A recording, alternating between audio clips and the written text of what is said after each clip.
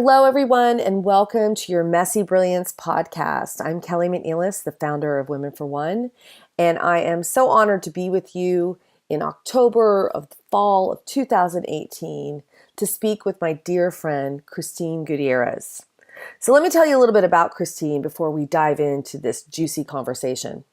Christine Gutierrez, she's a leading Latina psychotherapist with a master's in human behavior and development, focusing on prevention and community from City College of New York.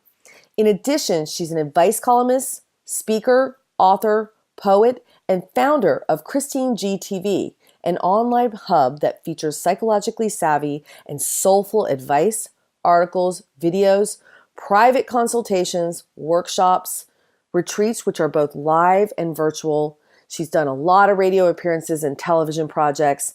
She's also the founder of Diosa Tribe, which we're going to speak about today, which is an incredible community of women that bond together soulfully to really dive into their truth and connect to their power and joy in their life.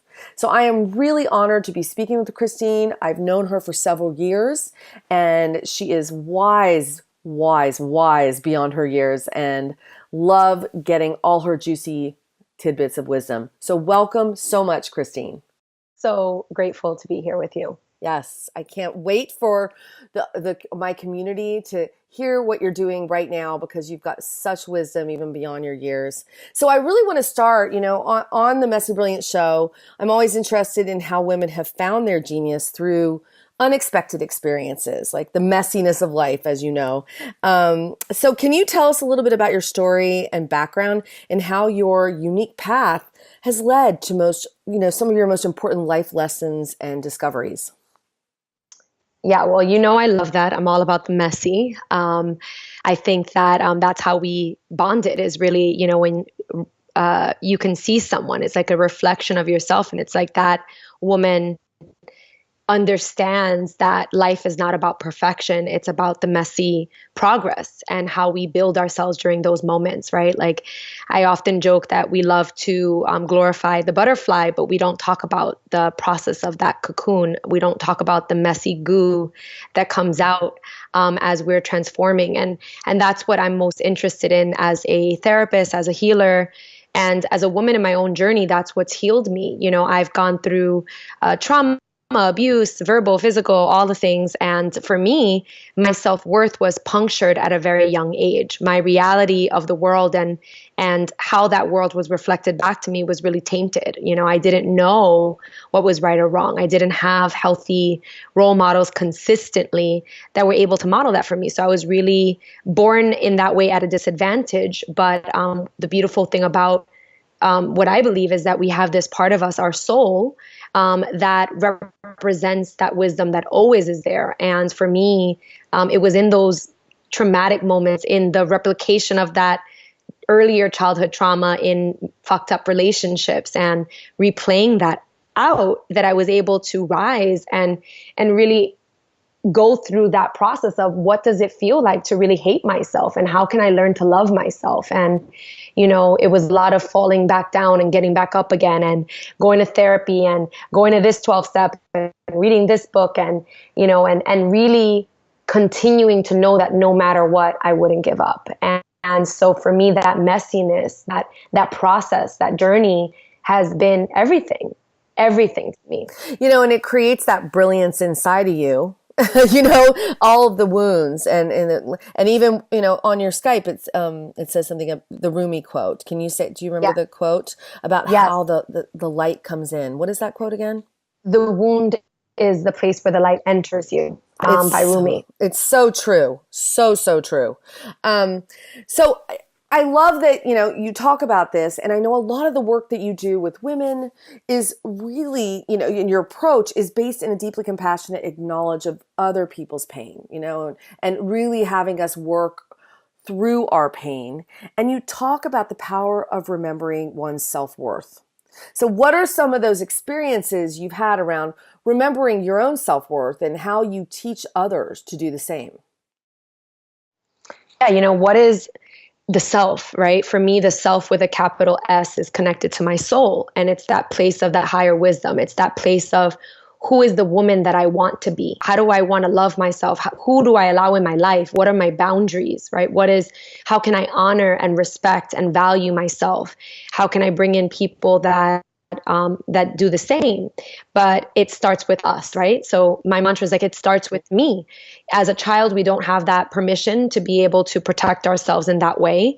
But as we get older, we do, unless we're assaulted or raped or something that's a violation against that, right?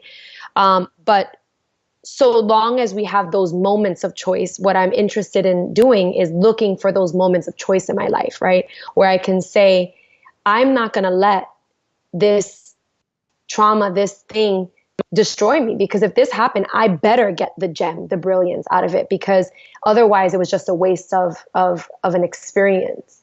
And I, for one, know that living my life in that kind of way won't bring me forward. It won't catapult me to live the life that I'm meant to live, right? Because if I had a hard life, you best believe I want to have a good life now, right? Yes, I'm not definitely. going to let that define me. I went through too much shit to not be happy. Like, I'm like, I have the scar, the battle wounds, the wound, and now I want to live being able to get the medicine out of that so that I can learn to love myself and my life, right? So with the work that I do with women, we start at the root.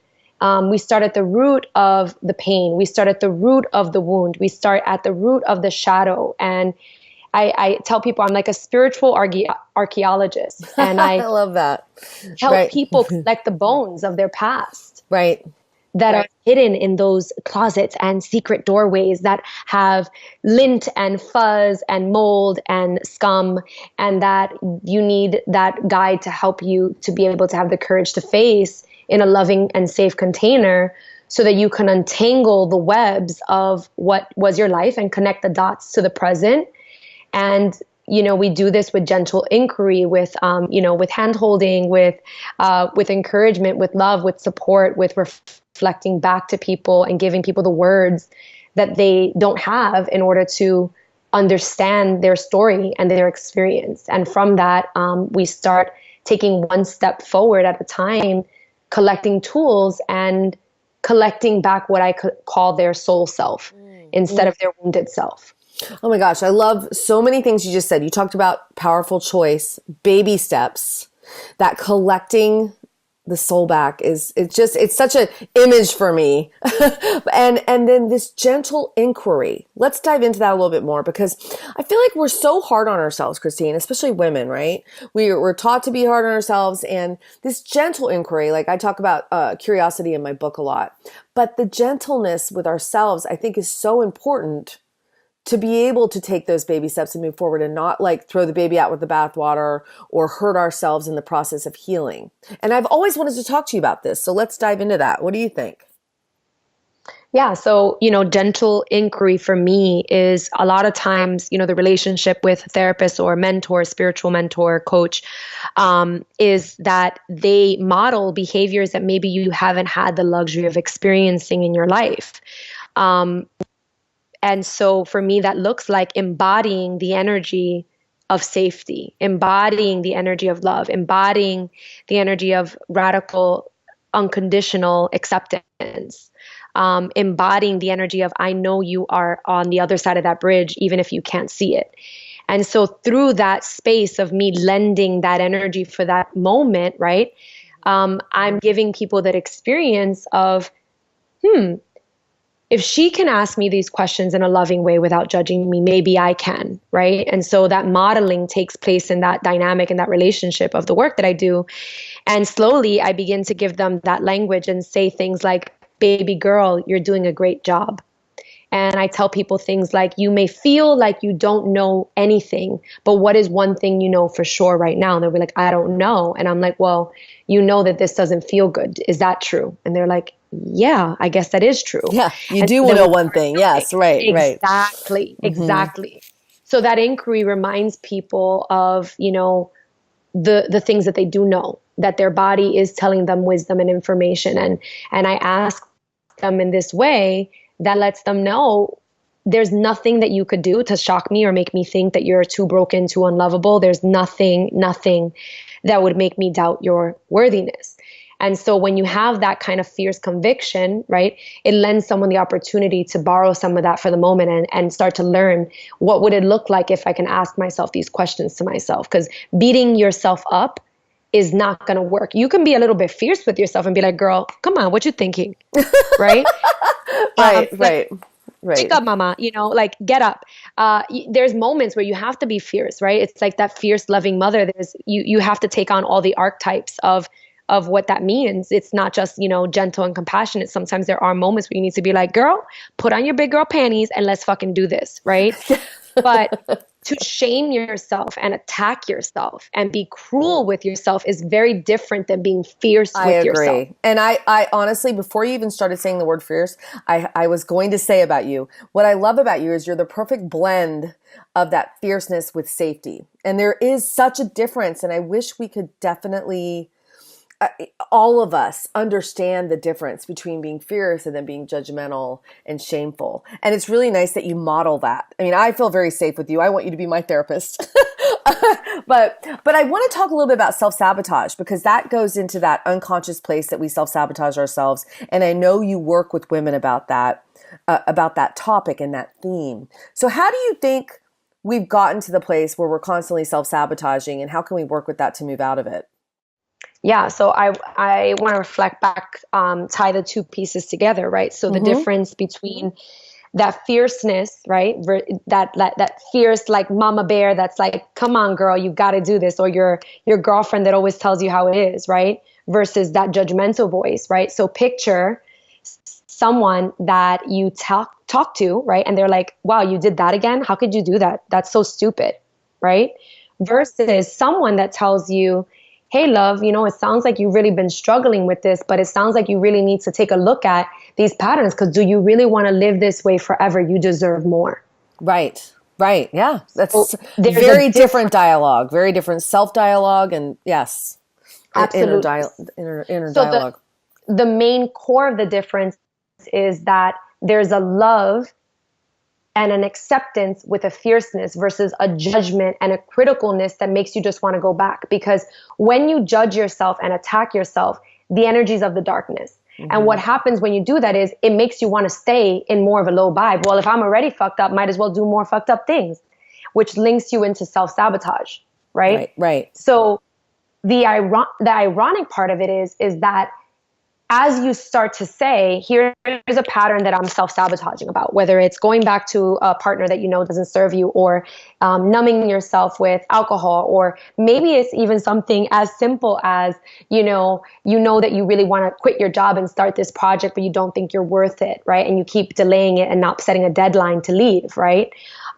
Wherever you are on that path of what your self-sabotage looks like, it doesn't really matter, because it's holding you back in your life. We all have different stories and journeys of what that self-sabotage energy manifests as in your life, right? Yeah, So I really like that, because you're not just saying like it's this active, sometimes it's a passiveness, right? Where you're stuck. When you said, you're not leaving something, you're not making the choice to shift in your life. That could be self-sabotage as much as something that's like really dramatic, where you're with an abusive partner, right? I mean, they're both the same, very different situations, and circumstances, but still self-sabotage.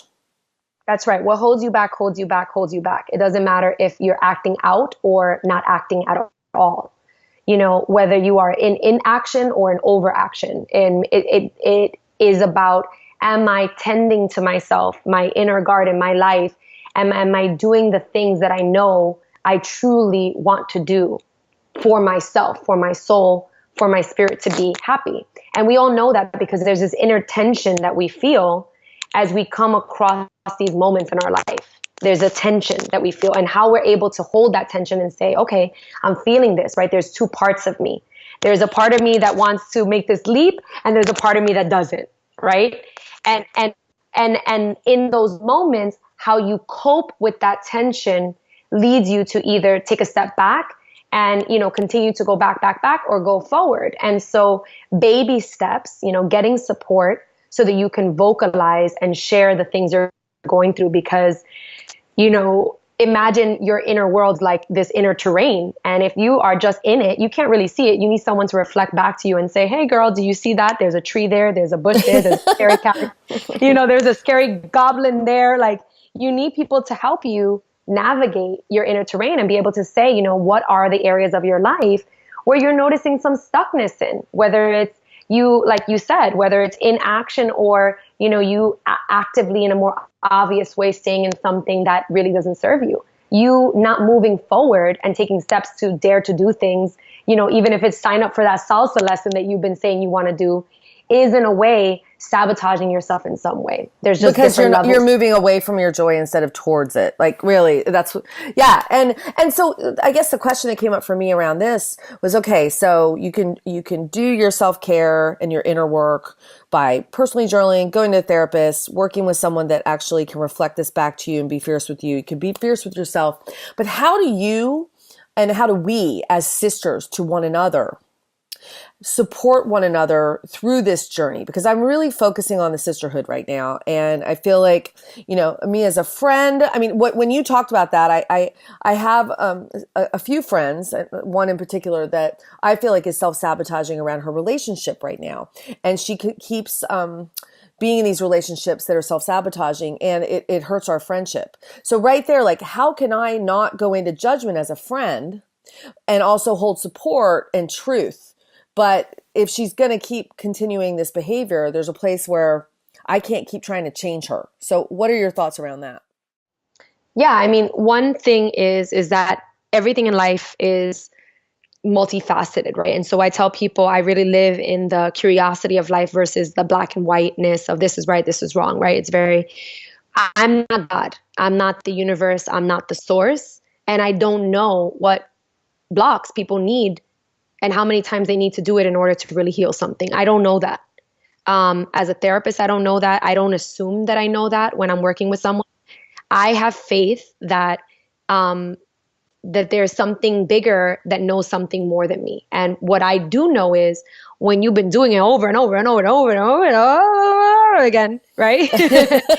And someday you're going to get it. And it's not shifting, right? Like, there comes a point that I say, is this a pattern that you actually need to relearn, right? You need to claim that this is no longer a lesson that you need to learn. Now, with your friend in specific, right? Since you brought up that example, if it's something that has not taken, progress, right? Like the people are not improving, the person's still toxic or whatever it is. If there's no progress, right? That might be a moment to say, I want to have an honest conversation with you about how this is affecting me. Right? I love you and I love being there for you. But there comes a point where there's, just like any addiction, it has consequences in the people around us that we love. Right. That's right. And me feeling like, that there's always some major catastrophe in a big way, and loving you so much and knowing that I want the best for you, but respecting that you're an adult and then you need to learn the way you need to learn. Right. And you need to make your own choices. Right. Yes. Right. Mm-hmm. So that means you don't have to give advice. Right? Especially if someone's in a place of not really taking it. It's not really healthy to engage that. Right. I have very few people in my life that are not moving with progress because I specifically have removed the people in my life that are not moving with progress. Committed to their own evolution. Right. So right. If there's no growth and you're just, feeling like you're just, exerting, there's a moment for you to say, am I overgiving? Can I take a step back and know that, like, I am not in control of anyone's actions, right? This is boundaries. And then communicating how your actions are affecting me, right? Mm-hmm. Right. And how your desire for that person, but knowing that they have their own path, and just knowing that you're going to take a step back from, giving advice in that area. Maybe they need more, messing up, or, as they say in the 12-step programs, like they need to go experiment some more. Right. Right. And where I'll be when you're ready to, like, not do that. Right. And so right. Yes. Sometimes it's like that, I have to say that, because I personally have gone through toxic relationships and I was really in that dynamic, I know that I affected so many people around me. Just, it's an inevitable thing. And, eventually people should say sorry and make their amends, right? It's part of cleaning up your act and growing up. Right. Is how do you affect people? and not being selfish. But in addition to that, knowing that, it took me a while, right? But I finally, it finally clicked for me, right? I had to do a lot of work to get there, and a lot of self-love, self-worth, which is what I do with women now, right? It's teaching them, how can you know that you're growing, and the only person you should be comparing yourself is to your old self and to the woman that you want to be. Am I moving closer to the woman I want to be or farther away? If there's no progress forward and there's a desire and you can't complain about it over and over again and not do something. And not make a different choice. Right. Absolutely. You can't. Just a few small baby steps in getting an awareness. I agree. So thank you for that. I think it's really helpful. And I think a lot of us as women are going through this, as sisters, as friends, as moms, as wives. Like, it's just a new place for me to really, like you said, move those people out of my life that I feel like I allowed to suck the energy out of me. And I'm not their therapist. Like you said, it's their choice. It's their experiment. I love that. They're experimenting. They just keep experimenting. Exactly. And like, giving the opportunity, I say, we give boundaries when, healthy boundaries, of course, when you're not in danger. In a situation like the one that you describe, you give it at least, once, twice, max 3 times. And if the person doesn't honor that boundary, you shift what you need to do to take care of yourself, because really what you're doing in that boundary is saying, I believe in your higher self. I believe in taking care of myself, and I believe having something that still honors your journey, but that doesn't deplete me. Right? Yeah, I love that you just said that. It's perfect. So I want to move into your online membership community in 1 minute, but I do have a question around the world today, because I really want to get your thoughts about it before we dive in. So with everything that's happening in the world today, as we know, around women reclaiming their voices and their power, what are your thoughts on how we can do this, given that the current political climate, since we're seeing a lot of change as well as backlash? How do you think women can fully take advantage of this moment to evolve? I believe that the shadow always needs to emerge to be healed. I rather not distract myself I let things affect me because I'm an empath, and I like to feel fire so that I can feel what I'm feeling and alchemize it to something else.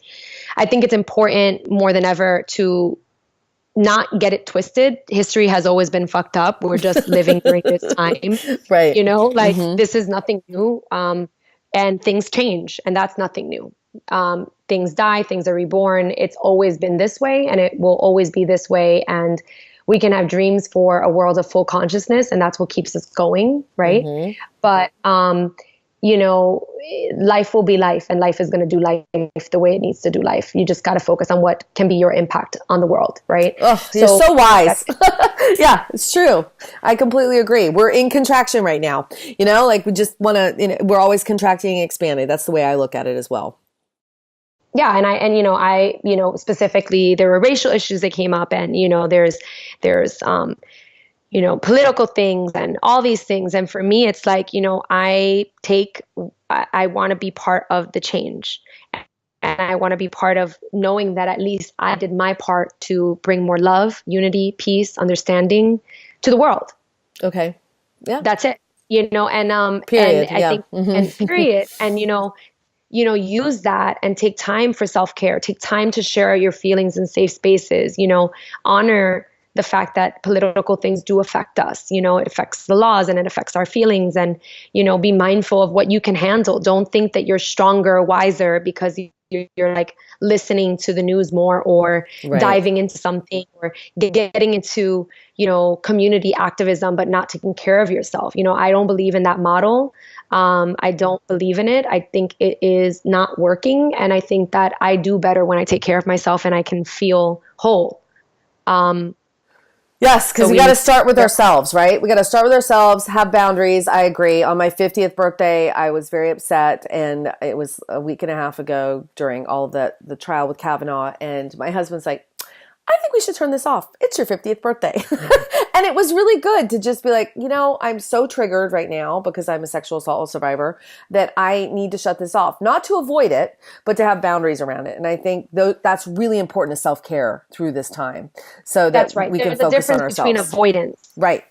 Absolutely. Sorry, I interrupted you. But yeah, absolutely. There's a difference between avoidance and people that don't want to look at reality and are like, let's talk about spiritual stuff and not talk about, Right. all the things like, Oh, I yeah. cannot stand that, Right. spiritual bypassing and not facing like, how dare you say that you're a spiritual healer and not talk about the spiritual rifts of racism or And getting real, pain getting or, fucking real. Yeah. Got it. yeah, like Yeah. you can't. But at the same time, you know, knowing who you are. I know you to be a person that does care about those things. So when you do care and you care too much, giving yourself a moment to say, I have permission to not think and not judge myself for pulling away from this. This is not me being disconnected from reality. This is me literally getting a breath so I can feel normal, because I'm going to crash and not do anything. That's right. And that's the way it is in everything. Whether you're on a diet, whether you're, getting healthy with yourself in every way, you can't just dive fully in. You got to like baby steps, and you've got to do percentages and self-care during it. I think That's it's right. so important and such a theme of this talk today. Okay. So let's talk about your Diosa Tribe, because I really want my community to know about it. And what I know about it is that you have these 5 principles that it's built on, which is spirituality, true grounded spirituality, self-esteem, sensuality, which I have been working on for many years, sisterhood, and service. So you said you've experienced miracles through the power of sisterhood. Can you talk a little bit more about that and what inspired you to start this tribe of women and what you're doing with it right now? Yes. So the Diosa tribe is my motivation behind everything. Diosa, Diosa, is a Spanish word for goddess. My cultural background is born and raised in New York, New Eurekan. My family is Puerto Rican. And for me, New Eurekan, I love it. yeah. And for me, being a diosa is tapping into your divine energy. And anyone can be a diosa and everyone can be a diosa. But specifically for me, I really wanted to bring my cultural roots to that and have a diverse group of women of all colors, of all cultural backgrounds, of different ages, that they can come together and know that diversity is celebrated here. And I'm so happy that it's just growing, and thousands of women from around the world are coming together, and both online, in person.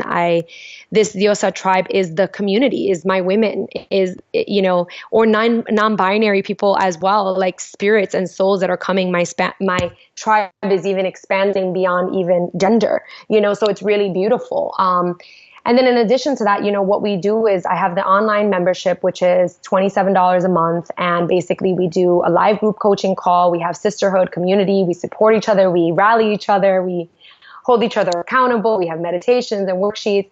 And then that tribe goes to do retreats. We have our annual Diosa retreat, which is for deep healing and trauma and rising in your worth. And then I have a mastermind now for women that have already done the heavy lifting, that want to birth their dreams into the world. And that's a 9-month journey. We go to Bali. We have a half-day intensive in New York. And really, every single thing that I do is for this diosa, this woman that is ready. Like everything I do, I'm just thinking of her heart, her spirit, her ride or die-ness, the woman that's gone through so much and has risen from the ashes and is ready to do the heavy lifting and wants to live and celebrate life and give back. And I'm so proud of this community because they're so loving and so accepting and fierce and real.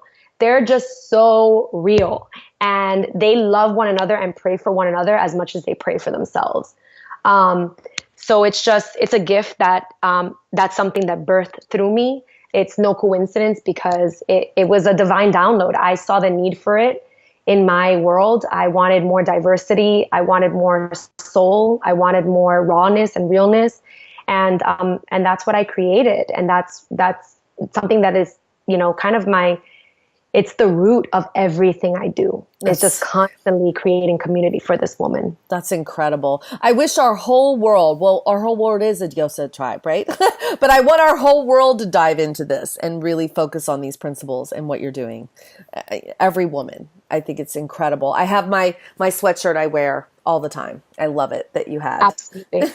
And, and I love, because people have asked me recently with all the things that were going on with the cultural, I created a space for diversity, which means every woman is welcome. All ages, all races, all genders. Right. Really, yes. That's it. Yeah. We all have that feminine wisdom, right, inside of us. That's incredible. So how can people get in touch with you and join Diosa Tribe? And really, can you talk about that for a minute?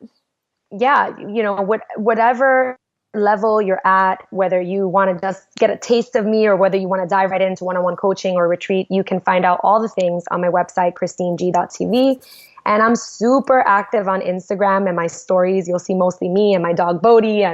But it's just so fun, and I love playing there. And my Instagram is Cosmic Christine. So all the information is on my website. I'm sure you can list it. And if you go to Yes, the we'll be events listing tab, it. you can see all of it. Wow. And I'm just so honored to know you, Christine. It's like I find the tribe of women and men and colleagues at Women for One, and you're one of my sisters, and I'm just honored to know you, and that I really respect everything you're doing in the world. And I encourage all of our community to look up Christine. She is just one of the most incredible human beings I've met. So thank you again for being Thank you. here. And thank you for coming from your heart and being fierce and powerful and supporting yourself and all the other women in the world. I really am honored to know you. As well as I am to you. All right, everyone. Well, thank you. Thanks again for another Messy Brilliance, great podcast. I can't wait to see you soon. Take care. Take care.